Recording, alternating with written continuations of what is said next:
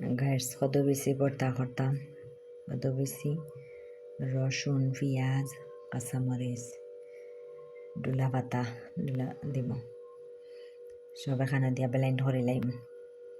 বাকি বাজু পরে দেখবা। গাইস কদু পাতা বেশি ভর্তা করতাম, সরিষার তেল দিলাই আর তেল গরম হইলে খালি জিরা দিম। সরিষার তেল গরম হয়ে গেছে, এখন দিম খালি জিরা।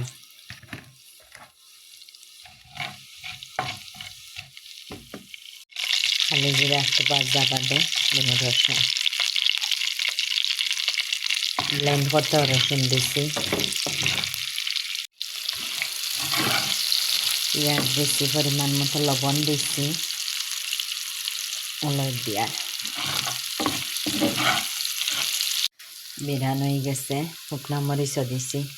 এখন ব্লেন্ড করা কদুর বেশি দিলাইম।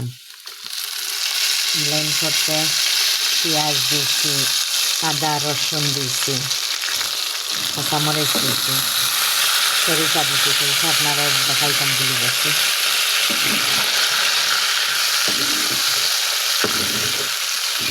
এখন নাই একটু বাজব।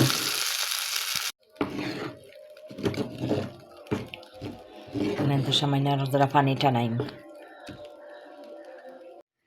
গাইস আমার কদুর বিচির ভর্তা হয়ে গেছে।